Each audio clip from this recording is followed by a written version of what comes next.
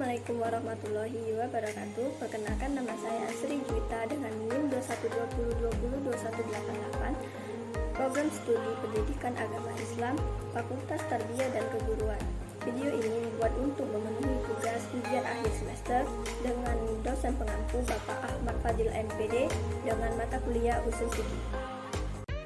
Baiklah, saya akan menjelaskan amar dan nahi. Bisa dilihat peta konsep di sebelah saya. Yang pertama yaitu ada amar, yang kedua ada nahi. Pertama-tama saya akan menjelaskan terlebih dahulu tentang amar.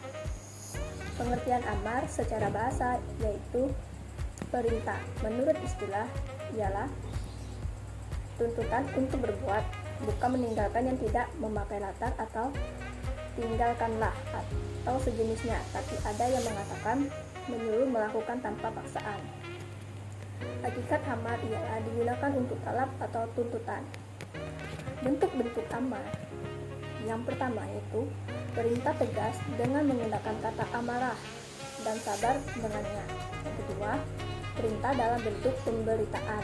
Yang ketiga, perintah dengan memakai redaksi. Yang keempat, perintah dengan memakai kata kerja, perintah secara langsung. Yang kelima, perintah dengan menggunakan kata kerja. Yang keenam, perintah dengan menggunakan kata parada atau mewajibkan. Yang ketujuh, perintah dalam bentuk penilaian bahwa perbuatan itu adalah baik. Yang kedelapan, perintah dalam bentuk menjanjikan kebaikan yang banyak atas pelakunya. Sigat amar. Dalam Al-Quran banyak dijumpai sigat amar yang berbeda-beda. Ulama sepakat fi'il amarlah yang bisa dijadikan sebagai sigat amar dan dijadikan acuan hukum sebagai sesuatu yang wajib tanpa memerlukan petunjuk. Amar dari segi dilala atau penunjukannya dan tuntutannya. Yang pertama itu untuk hukum wajib, yang kedua untuk hukum wajib, yang kedua untuk hukum nat atau sunat, yang ketiga lapas katabah, yang keempat untuk hukum ibahah, yang kelima untuk tahdid atau menakut-nakuti, yang keenam untuk imtihan atau merangsang keinginan, yang ketujuh untuk tashir yang berarti menghinakan, yang kedelapan yaitu untuk tahdis yang berarti menyatakan ketidakmampuan seseorang, yang kesembilan untuk ihana mengejek atau merendahkan, yang ke-10 untuk tasbiyah artinya menyamakan pengertian antara yang berbuat dengan yang tidak berbuat, yang ke-11 untuk doa, yang 12 untuk ikhtiar artinya menganggap enteng yang disuruh, yang ke-13 untuk tahlim dalam arti penciptaan, yang ke-14 untuk tahlil artinya memberi pilihan. Kaidah-kaidah amar. Yang pertama, amar pada dasarnya menunjukkan arti wajib kecuali korina-korina tersebut yang memalingkan arti wajib tersebut. Contoh Al-Quran Surah An-Nisa ayat 77 yang artinya dirikanlah sholat dan keluarkanlah zakat. Yang kedua, amar atau perintah terhadap sesuatu berarti larangan akan kembalikannya.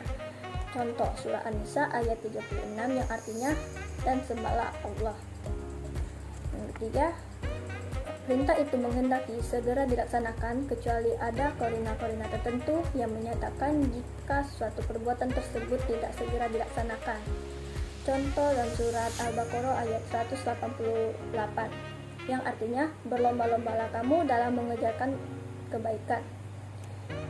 Yang keempat, suatu suruhan atau perintah itu tidak menghendaki kesegeraan dikerjakannya. Contoh surat Al-Ajj ayat 27 yang artinya dan berserulah kepada manusia untuk mengerjakan haji.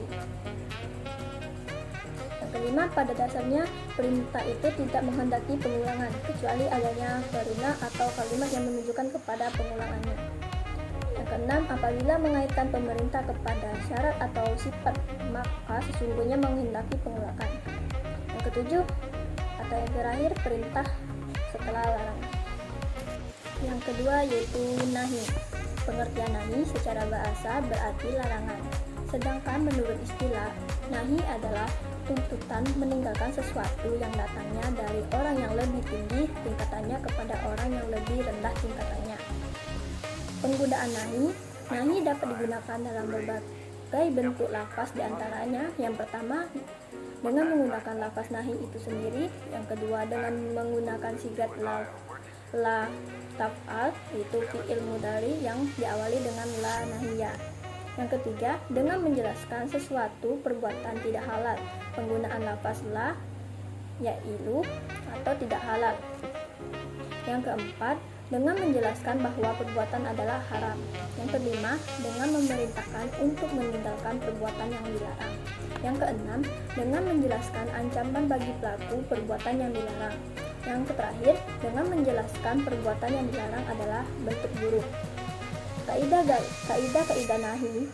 Yang pertama, pada dasarnya kaidah itu menunjukkan haram seperti surat Al-Isra ayat 32 yang artinya dan janganlah kamu mendekati zina.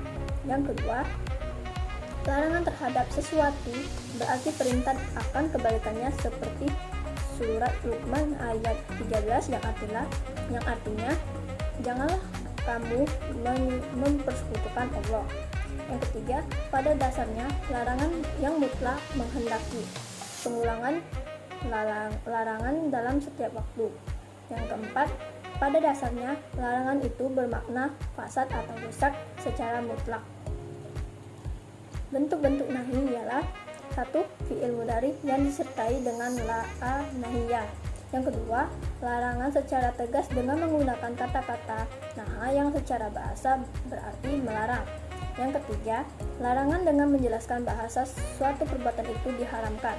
Yang keempat, larangan dengan memakai kata perintah namun bermakna tuntutan untuk meninggalkannya.